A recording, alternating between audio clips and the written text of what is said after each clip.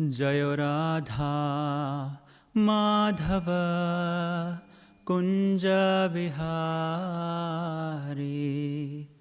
Jayo Radha Madhava Kunja Vihari Jayo Radha Madhava Kunja Vihari Jayo Radha Kunja Vihari Jayo Radha Madhava Kunja Vihari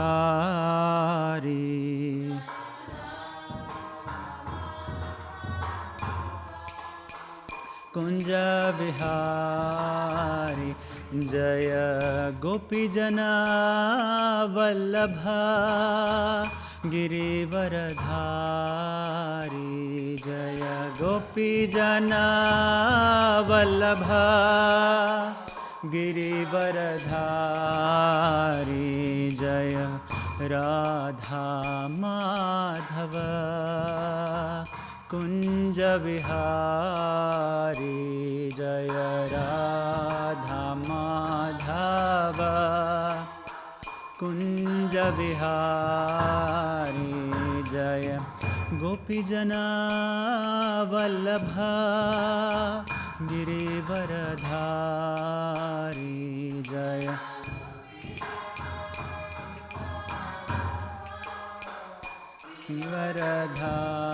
Girivaradhari Yashodanandana Braja Janaranjana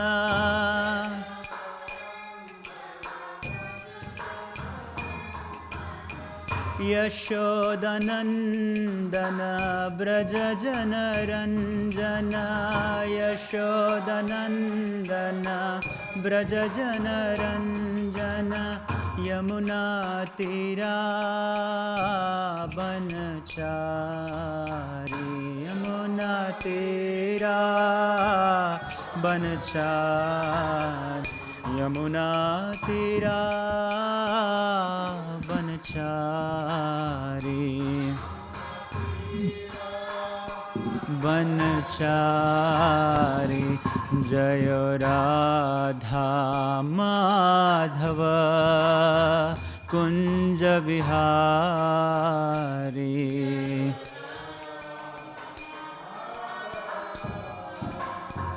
Kunja Vihari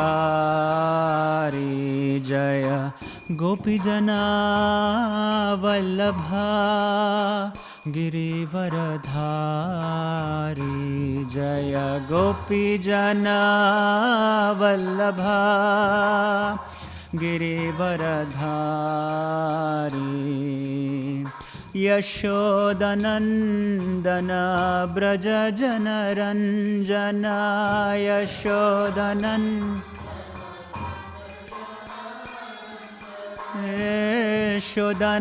Yashodanandana Braja Janaranjana Janaranjana Yamuna Tira Banachari Yamuna Tira Banachari Yamuna Tira Banachari Yamuna Tira Banachari Jayo Radha Madhava Kunja Vihari Dhava Kunja Vihari जय गोपीजना वल्लभा गिरिवरधारी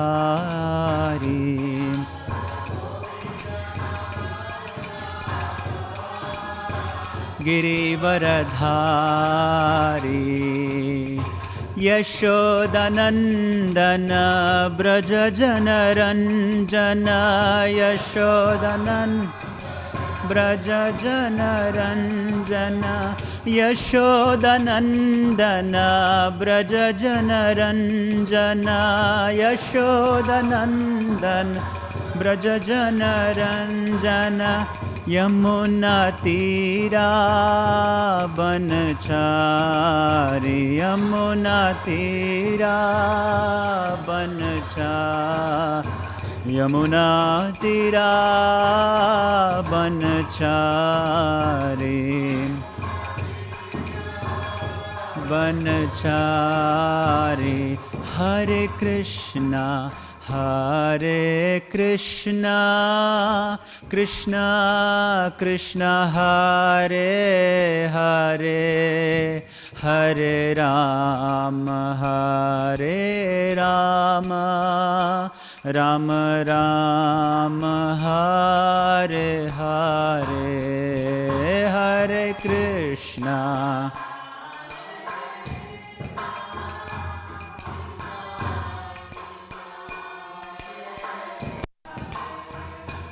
हरे राम राम राम हरे हरे हरे कृष्णा कृष्णा कृष्णा हरे हरे हरे राम राम राम हरे हरे हरे कृष्णा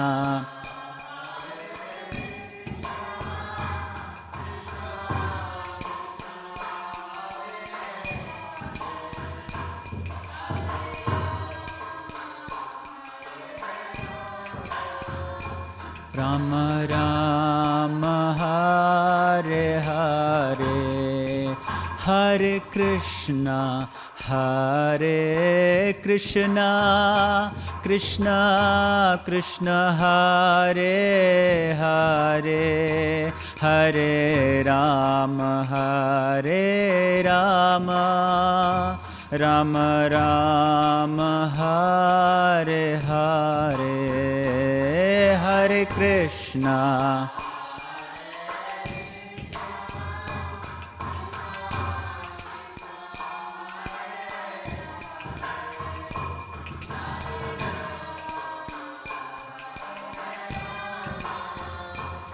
हम राम हरे हरे हरे कृष्णा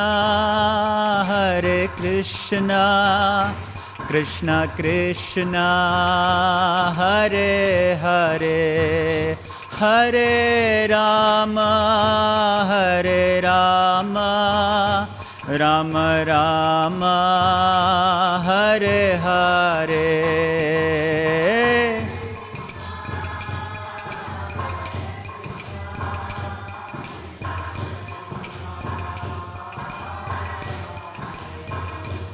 हरे Ram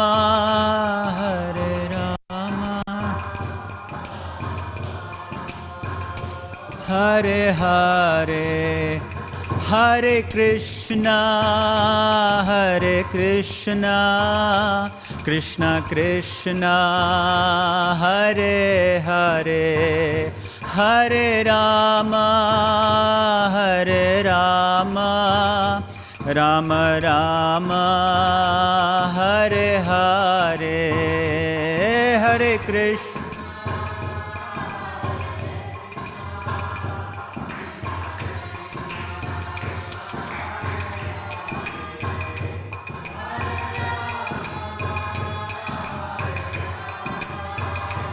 Ram Ram Hare Hare Hare Krishna, Hare Krishna, Krishna Krishna, Hare Hare, Hare Rama, Hare Rama, Rama Rama, Hare Hare, Hare Krishna, Hare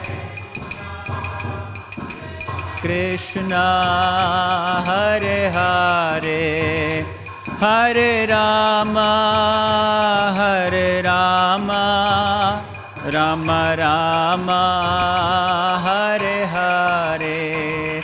Jayo Radha, Vallabha Radha, Vallabha Shri Radhe.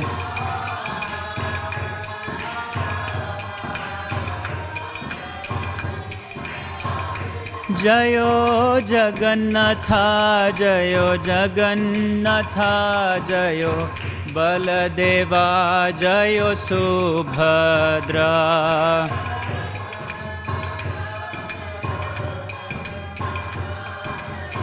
Baladeva, Jaya Subhadra.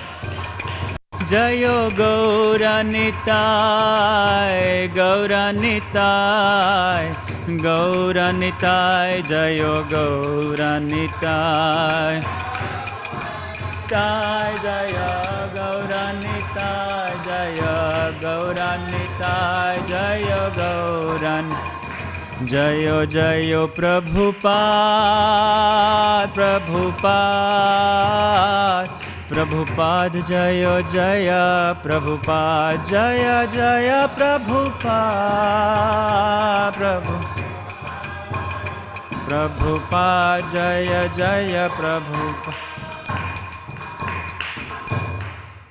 Nitai Gaur Premanande, Hari Hari Bol. Jai Om Vishnupada Paramahamsa Parivrajakaacharya Ashtottara Shata Shri Śrīmad His Divine Grace A.C. Bhaktivedanta Swami Srila Prabhupada ki jai. Ananta Koti Vaishnava Vrind ki jai. Nitai Gaur Premanande, Hari Hari Bol.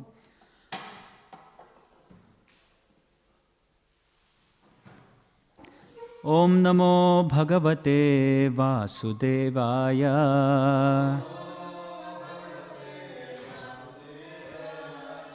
Om Namo Bhagavate Vasudevaya.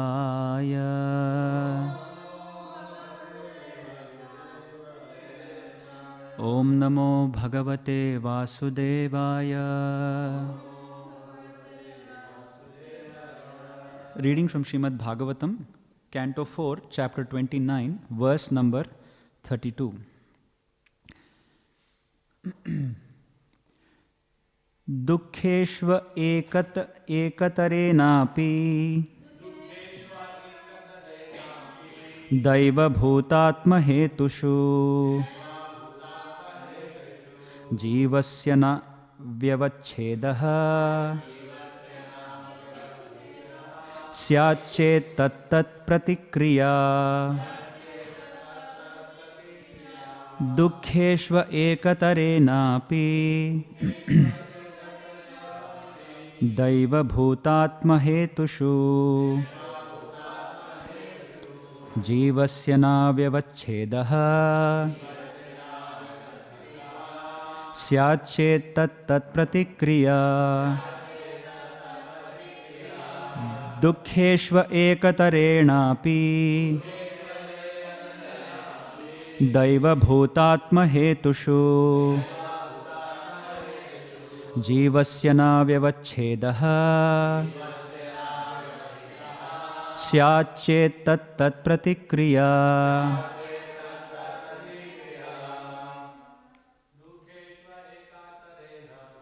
Dukkheshva ekatarenapi Daiva bhutatma hetushu Jivasya na vyavachhedaha Syachet tattat pratikriya.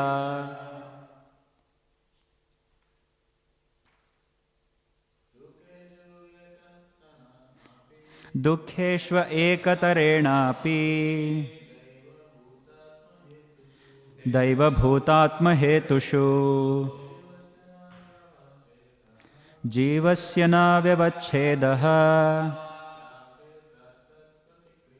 Syachet tat tat pratikriya.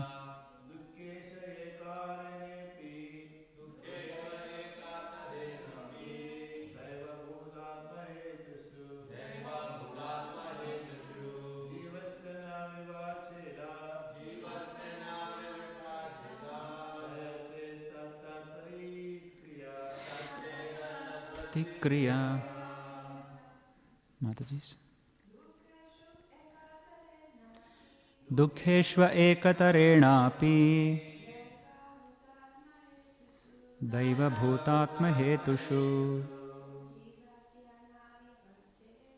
Jivasya na vyavachhedah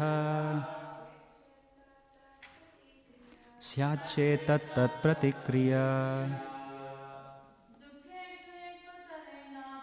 Dukkheshva ekatarenapi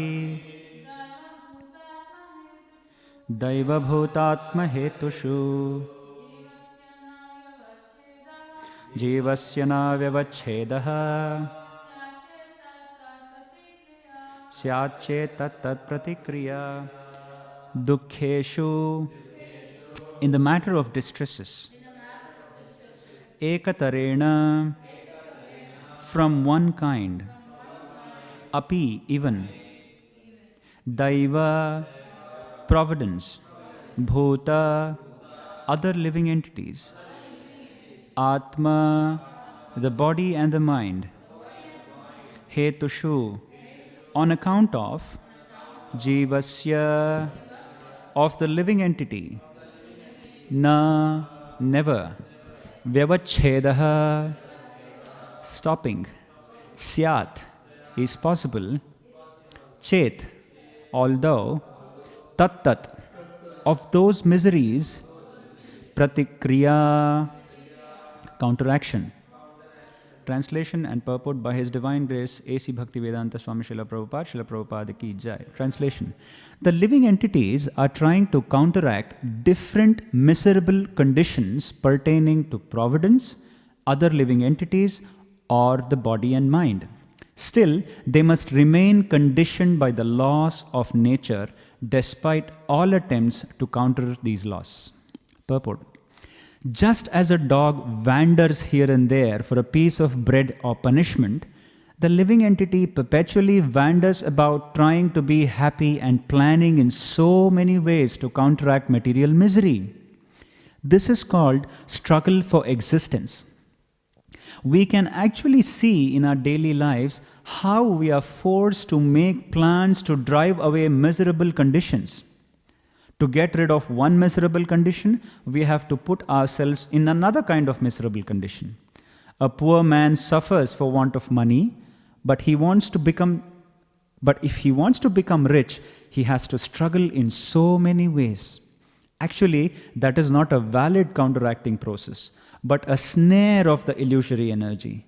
If one does not endeavor to counteract his situation but is satisfied with his position, knowing that he has obtained his position through past activities, he can instead engage his energy to develop Krishna consciousness. This is recommended in all Vedic scriptures. Tasyaiva heto prayateta kovido na labhyate yad brahmatam uparyadah tallabhyate dhukavad anyatah sukham kale na sarvatra gabirah ramhasa. Persons who are actually intelligent and philosophically inclined should endeavor only for that purposeful end which is not obtainable even by wandering from the topmost planet Brahmaloka down to the lowest planet Patala. As far as happiness derived from sense enjoyment is concerned, it is obtained automatically in course of time. Just as in course of time we obtain miseries even though we do not desire them. Bhagavatam 1.5.18. One should simply try to develop his Krishna consciousness and not waste his time trying to improve his material conditions. Actually, the material conditions cannot be improved. The process of improvement means accepting another miserable condition. However, if we endeavor to improve our Krishna consciousness, the distress of material life will disappear without extraneous endeavor. Krishna therefore promises, Kaunteya pratijanihi name bhakta pranashyati. O son of Kunti, declare it boldly that my devotee never perishes. Bhagavad Gita 9.31. One who takes to the path of devotional service will never be vanquished, despite all miseries of the body and the mind, and despite all miseries brought about by other living entities and providence, miseries which are beyond our control. Om Ajnanatimirandhasya Jnananjana Shalakaya Chakshurun Militam Yena Tasmai Shri Gurave Namaha Shri Chaitanya Manobhishtam Sthapitam Yena Bhutale Swayam Rupa Kadahmayam Dadati Swapadantikam Krishnaya Vasudevaya Devaki Nandanaya Cha Nandagopakumaraya Govindaya Namo Namaha Mukam karoti vachalam pangum langayate girim yat kripatamaham vande Shri Gurun Dinatarinam. Hare Krishna. So, we heard yesterday about 3 types of living entities and the destinations they reach in the previous verse, 30 and 31. Gangeshwar Prabhu was explaining about how Srila Vyasadeva or Narada Muni is telling that sometimes these entities, sometimes he is high, sometimes he is low, sometimes he goes to the heavenly planet, sometimes to the hell, and sometimes to the middle planets, and so on. So today we will discuss about the 3 types of miseries that they undergo. In this case, Narada Muni is actually preaching to whom? To Prachina Barhi. Srila Prabhupada also writes somewhere that in this material nature, you cannot remain in comfort anyways. It is not possible by the laws of nature. It is called as Tritapa Yatana. Yatana, Tritapa means heat. Yatana means problem or pain. Tritapa means 3 types. There are 3 types of heat or 3 types of miseries. And we all know about it, the Adhyatmika, Adhibhautika and Adidaivika. Prabhupada says these will always be there. Prabhupada was saying, just like I am your spiritual master, you kept me very nicely to your best capacity, but I am coughing. So even if we are situated in one kind of comfortable position, another discomfort will come in and attack. This is called the tri-division. Adhyatmika, the misery caused by the body, one's own body and the mind. Adhibhautika means the miseries caused by other living entities, and Adidaivika means caused by nature or providence. It is very, very relevant today for us to discuss this because the whole world is suffering with one type of misery at least, which is leading to the others. If you observe around the world, all activities in this material world is tainted with these miseries. Any activity, you name it anything, it is tainted with miseries. So-called even devotional service, it is very painful initially for us to perform devotional service. Waking up early in the morning is painful. So everything is in one way, misery-ridden. And we sometimes think that in this material world, the so-called happiness is actually absence of misery. If someone goes to work, works the whole month, he works for 8 to 10 hours or 12 hours a day. Now working from home has actually increased the amount of hours we put in.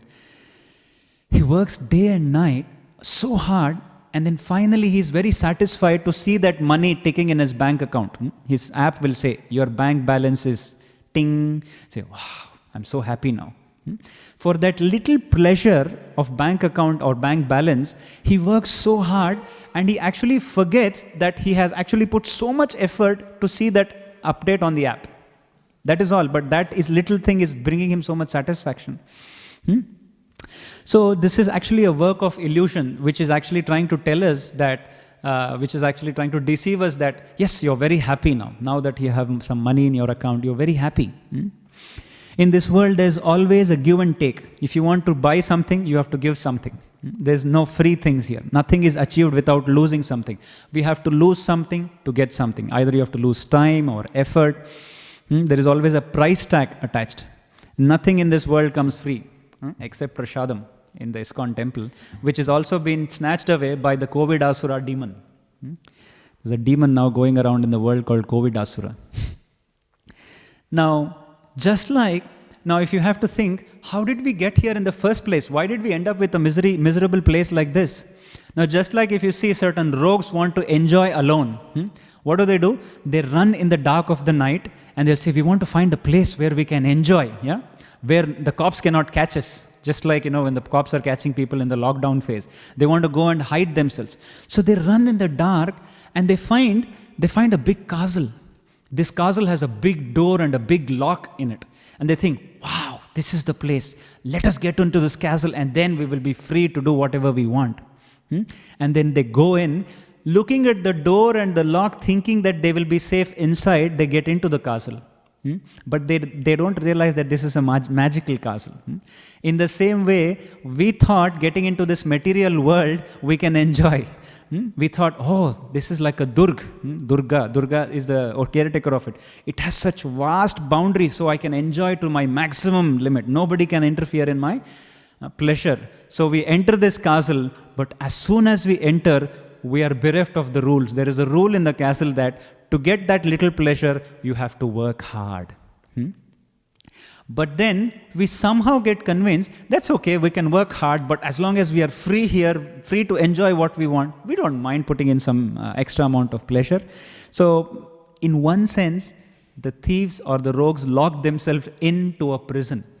Just like we have entered this material world, we have locked ourselves thinking that there is a big lock and a door. Actually, this is a metaphor that one of the saints called Purandara Dasa says, Illiruvudu summane, alliruvudu nammane. So we have just entered this castle, just like thinking that this is a safe place, but it is actually a prison. It is imprisoned. And these prison inmates become so conditioned, just like imagine there is a prison and there are prison inmates. And they have become so conditioned to live in that prison, and one fine day the jailer comes in and he says, okay, today is my birthday. I'll give you anything you wish for. But the prisoners are so conditioned, they can't even ask what is the most important thing. They will say, sir, can you please put some extra butter on the bread? The bread is too dry here. And then another prisoner will say, can you please arrange for some air conditioning? The mosquitoes are too sad and too bad, and then I can't live happily. Can you please arrange some television? Can you please give us some sports facilities here? We are getting bored. So they go on hankering about these things in which they can maximize their pleasure even in the prison. Unless they don't understand, they could have asked, can you give me freedom? So why this happens? Because of the conditioning. And so much conditioning is there that even if someone tries to educate them that, hey, you have a chance to get out of this prison, but they say, don't come and disturb me now. I'm asking the most important thing. I'm eating very dry bread today, and I'm going to ask him to put some extra butter. After all, they can give me some extra butter. So the prisoners will think like this, and they get so conditioned. They are so used to this misery that they want to continue in that misery and somehow maximize the pleasure. So they don't even allow us to educate. So it's a similar situation in this world. If you try to educate someone that you are not this body, that you have a better place to go, which is called Vaikuntha, where you can eternally stay happily with your Lord, they will say, don't bore me with all those things. I don't have time for that. The lockdown is there, let me order as much as alcohol as possible. In fact, the maximum deliveries that we are delivering, I work for a courier company, so maximum amount of goods that we are delivering is alcohol. It's even more greater than the Christmas time. Can you imagine how much people are buying online? And what happens is, in the same prison, there will be so-called intellectual class. And this intellectual class will try to convince you that actually, it's not a bad place. It's a very nice place. In fact, you have your own freedom. A little bit of effort you have to put, but you have your ward. You can sleep in the same ward, and you don't have to pay taxes for it, like a prison. They try to justify. So they will devise a lot of theories to convince themselves that this is a paradise. The prison is a paradise. You just have to work your way out. You just have to put your best into it and work your way out. And then there will also be some people who will try to take a different path, like a spiritual path, and then pray to God to say, get me out of here. So there will always be these two types of people. Gangesh Prabhu was telling that such people who devise these devious theories to say that this is a nice place and we will continue as long as we want, their destination is adho gachanti tamasah. They will always go to hell, actually. In fact, in the current world, such people are called as, they are so-called scientists and philosophers. They will profess certain theories which are so convincing that they will convince us to say, we don't need God for all these endeavors. We can do everything what we want. God is just, is a definition of the weak. And then they devise theories like natural selection, our great Darwin's philosophy, where you say natural selection, struggle for existence, all this is survival of the fittest. All these concocted theories come up only to demean the position of God, to establish a godless civilization. In fact, I was reading that this person, Darwin, was actually a Christian by practice. But initially it was so difficult for him to propound this theory because on one side he had his religion, and on the other side he had his misery of losing his daughter or son, he had his misery of losing his wife and his father. So he had seen deaths. So it was incomprehensible for him to say, how can God be so cruel? And then based on his some exposure of some journey, he started propounding his theories of natural selection and survival of the fittest. It's actually called the survival of the fakest. So it is like, what happens when two asuras meet, they will propound their own theories and they will come out with an asuric theory. I was reading yesterday that 2 years back there was a chemical scientists convention where they said there are two molecules which combine together to give rise to consciousness, and there is a new theory that they have come up with and which gels very well with Darwin's natural selection. So it's like two asuras coming up with their own theories so that they can put God to the side. So like this. So if we actually ponder, it's actually, this place is a place of hopelessness. There is no hope. If someone tries to endeavor or counteract, there is always hopelessness. As you can see, that the whole world is reeling under this COVID-asura demon, which is causing so many deaths around the world. And literally, human population is helpless. They do not know how this virus is causing deaths. All they say is wash your hands. Keep washing your hands. Keep washing your hands. But they do not. In fact, it's only philosophy, that there is a philosophy that it might enter through your hands and the mouth. But in one sense, they do not know how this virus is affecting so many millions of people around the world. And it's a very pathetic situation. And this exactly is one type of misery called as Adi Bhautika misery, which is caused by other living entity. So that's why Prabhupada mentions that any type of counteraction to these miseries is pretty useless, because the counteraction means it is leading us to another miserable condition. I counteract with something, I will go and meet with another misery. For example, Gopa Prabhu was mentioning a few weeks ago about a class. It's just like a quicksand. If someone gets stuck in a quicksand, the quicksand gives us a feeling that I'm holding you tight.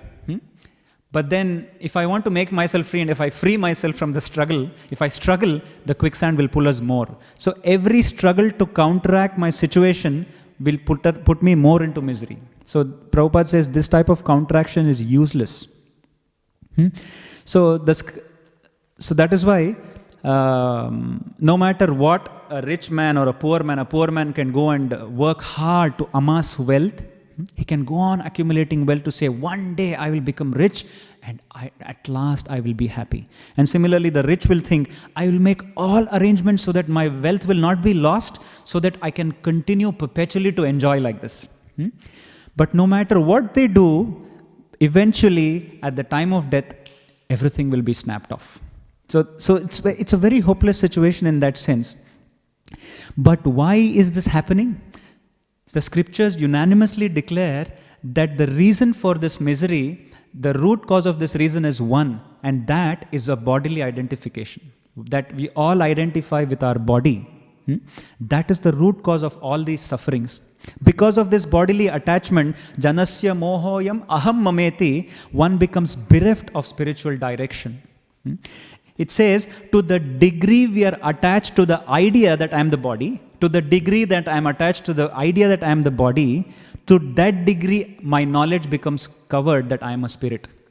So I'll repeat, to the degree of our attachment to this idea that I am the body, to that degree my knowledge that I am a spirit gets covered, because I innately know that I am a spirit, but that knowledge gets shrouded. And the direct manifestation of this material consciousness is the lack of interest or lack of understanding in spiritual hearing. So if you see there are people who are not interested in hearing spiritual topics, that is because they are attached to the body. And to the degree of attachment, to that degree they are not interested in hearing these spiritual topics, which means they lack the capacity to understand that simple principle that I am not this body. It's a very simple principle, but to realize this, it's so very difficult. And that difficulty is because to the degree of my attachment to this body. Some Acharya says, it is called as sprishto vashikrita atahna vidyate shrute brahmatve smritiryasya. Sprishto vashikrita. You know vashi? Vashikrita means as if you're doing black magic. Vashikrita. Something as if that is held us tightly and blinded us. Because of our holy absorption in the bodily identification, the bodily attachment has blinded us with our true identity. That is called Vashikrita. And Prabhupada writes that forgetfulness of spiritual existence, what does it mean? In one sense, it means ignorance or lack of jnana. And that is what Prabhupada writes here. Tasyaiva heto prayatet kovido. Persons who are actually intelligent and philosophically inclined should endeavor only for that purposeful end. But the problem is, who are those intelligent people? People who are actually intelligent, Prabhupada says. But who are those? But because our intelligence needs to be quite adept in identifying our position, but it's very difficult. Because most of our intelligence around the world, if you see, it is engaged in a specific type of endeavor, which is called as Vishaya Buddhya. Vishaya Buddhya means that intelligence which is applied only to gather material knowledge. That is called Vishaya Buddhya. Since it is said, Shastrajnana Rahita Vishaya Buddhi Sangaphalam Narakadi Bhavati. Shastra Jnana Rahita, that intelligence which is devoid of the scriptural basis, for those people, Narakadi Bhavati, hell only is the destination. Why do we see this? Narada Muni is saying this to Prachina Barahi, or in fact the story of Puranjana, that Puranjana was so attached bodily to his wife, and because of this bodily attachment, despite he being pious, he was not able to reap these benefits. He was narakadi phalam. He had to take birth as a woman again and things like that. And in the history we see so many examples. Yeah, Hiranyakashipu was struggling so hard to obtain that immortal nature that he wanted to attain. But he did not understand that the Shastras has to be applied in the right way. That Krishna consciousness is the way to obtain immortality. So the nature arranged it in such a way that this grandiose demon called Hiranyakashipu, whom even the demigods were afraid, was just humbled by his own son, who was just a 5-year-old boy. That is how the nature throws up surprises. It was so much misery for him. My God, my own son will not obey me. The whole Indra, Chandra, Varuna are afraid of me. This small boy is so adamant about he is not subduing to my demands. So it shook his... and Hiranyakashipu was put in misery in that sense. This was Adi Bhautika misery for him, and in fact, although he was subjecting Prahlad to so much misery in one sense. So, Prabhupada says, this human form of life, we should endeavor in the highest struggle, and the highest endeavor is to meet that purposeful end, that eternity. That's what Prabhupada was highlighting. So, but how do we become, how do we even get to that intelligence, or the spiritual endeavor, or the spiritual intelligence? If we actually see, Vedavyasa reveals this in Bhagavatam, just in the second verse of Bhagavatam. He says, Dharma projhita kaitavatra paramo nirmatsaranam satam vedyam vastavamatra vastu shivadam tapatrayon mulanam. Tapatrayon mulanam. Prabhupada writes in the translation that this highest truth which the Bhagavata Purana propounds, which is that truth, which Krishna is the Supreme Personality of Godhead. This highest truth is reality distinguished from illusion, and such truth uproots all the threefold miseries. So Bhagavatam comes to our rescue, because how do we in fact become Krishna conscious? By improving our spiritual intelligence. And how do we get that intelligence? By studying scriptures like Bhagavata Purana. And again Vedavyasa writes, Nashtaprayeshu abhadreshu nityam Bhagavata sevaya. By regularly studying Bhagavatam, Nashtaprayeshu abhadreshu. Abhadra means what? That which is inauspicious in this material world. All of that will be destroyed immediately. Nashtaprayeshu. And Prabhupada says, Bhagavata means there are two types of Bhagavata. Who are they? The book Bhagavata and the person Bhagavata. And Prabhupada says the person Bhagavata is non-different to the book Bhagavata, and they are identical. And why does Prabhupada say this? What was interesting when I started studying Bhagavatam, in the introduction, Prabhupada gives the entire life story of Mahaprabhu. And when I was preparing for this class, it kind of dawned onto me that to understand Krishna, we have to understand the people who are Krishna conscious. The Vedic scriptures are so wonderful. On the first instance, they'll give us the philosophy. They'll give us deep philosophy. And then they will also give us case studies which are actually implementing that philosophy.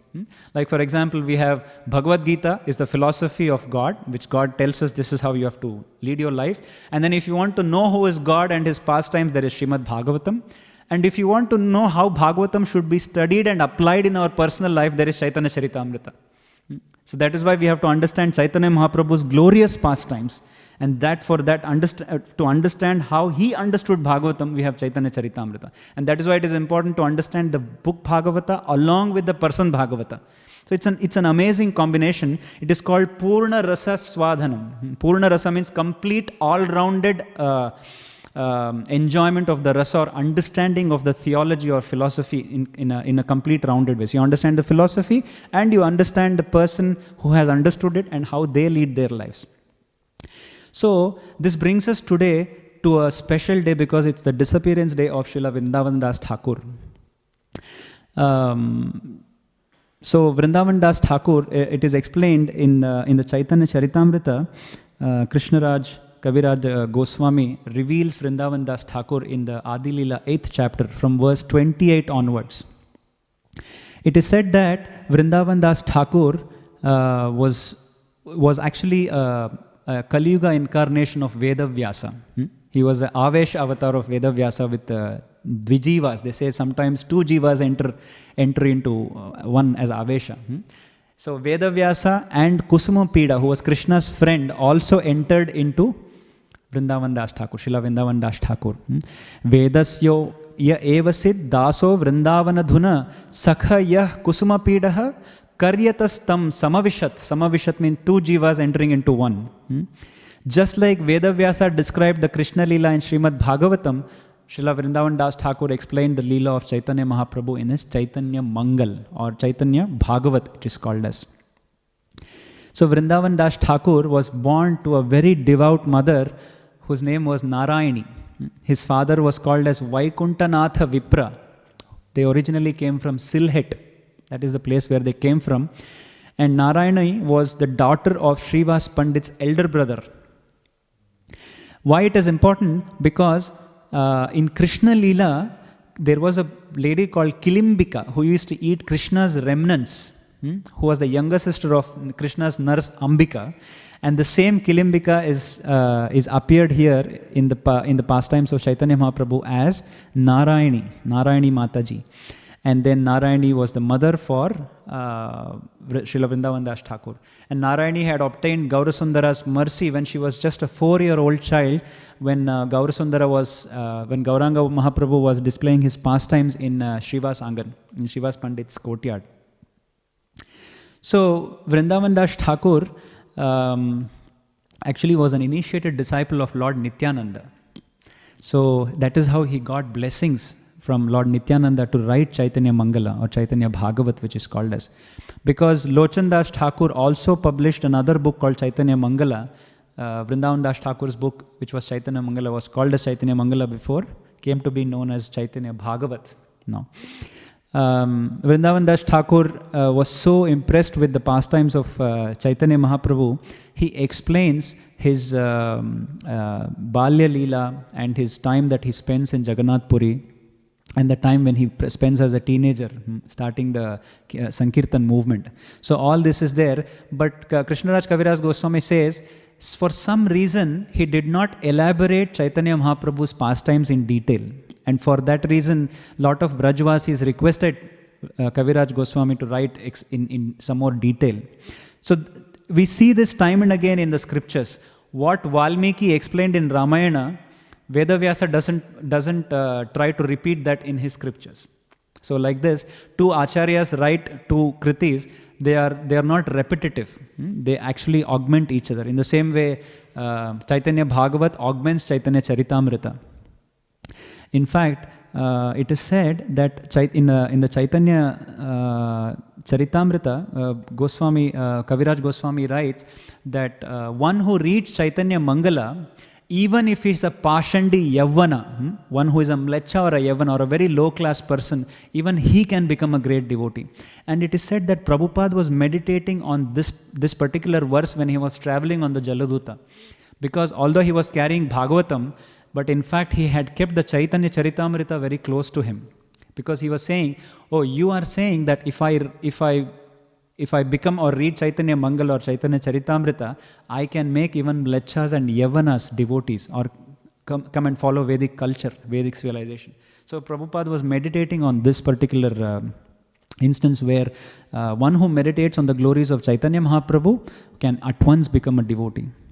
So like this, Vrindavan Das Thakur has explained, and Kaviraj Goswami actually glorifies Vrindavan Das Thakur's book in his Chaitanya Charitamrita. And in fact, it is said that Vrindavan Das Thakur are also very strict about Vaishnava Aprad. He used to say, even after being told how objectionable it is, if someone still blasphemes a Vaishnava, then I will kick him in his head. This is a verse that he repeats in his Adi, Madhya and Antya Leela in his book, in his Chaitanya Bhagavat. So he was so strict that not to blaspheme Vaishnavas. So although I do not have the capacity nor the eligibility to discuss Vaishnavas and great acharyas like this, I am doing it for my own purification. So with this, I'll just stop here, and if there are any comments or questions, we can discuss for a while. Thank you very much.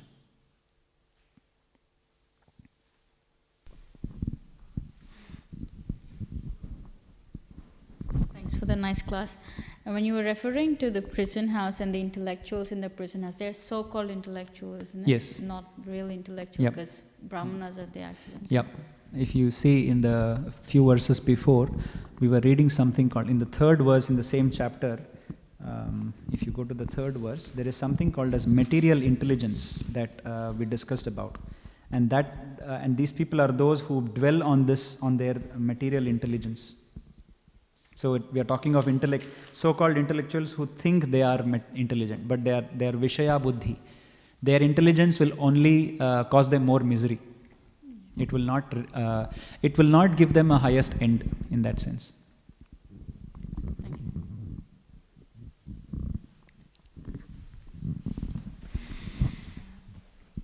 It's referring to the bodily conception.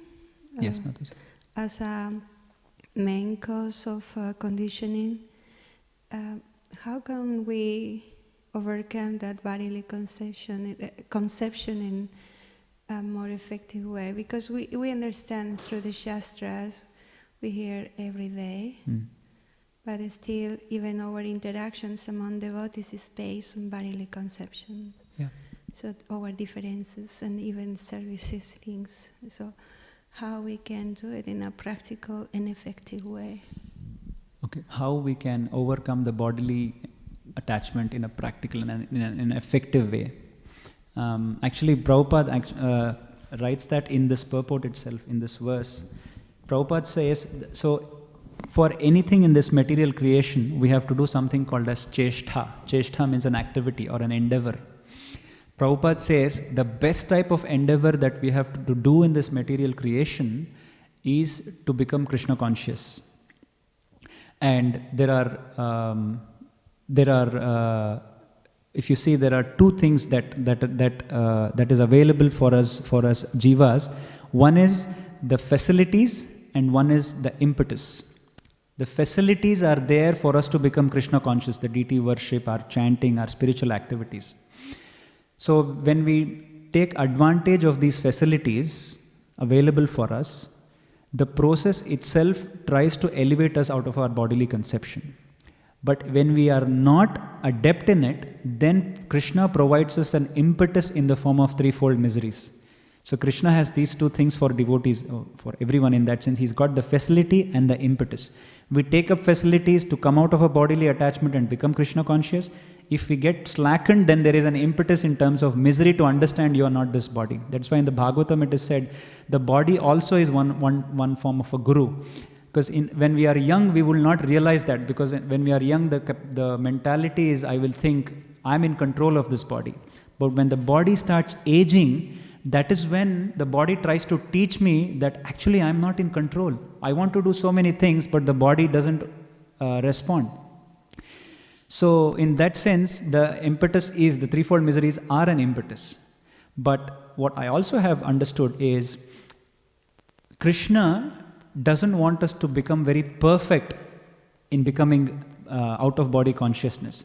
He sees our endeavor. If our endeavor is very sincere, then Krishna awards us that intelligence and the knowledge to become bereft of this bodily attachment. So what I understand is, with consistent samsthabhyatmanam atmana, by deliberate intelligence, we always pursue our endeavor in Krishna consciousness with all the sadhana bhakti we have, and as a result of that, Krishna will endow us that knowledge and that vidya by which we can become bodily detached.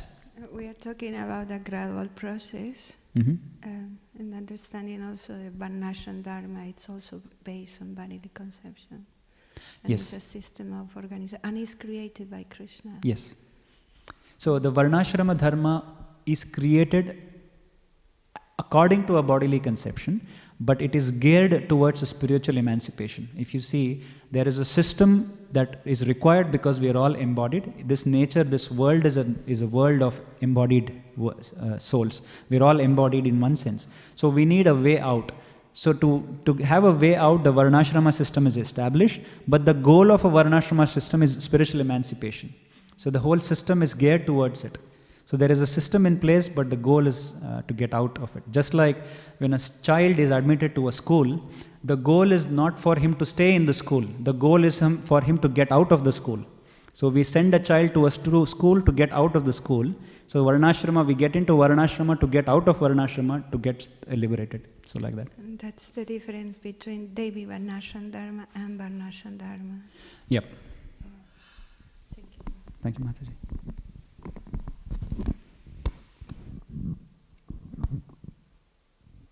Okay. Yes, Prabhupada. So thank you very much.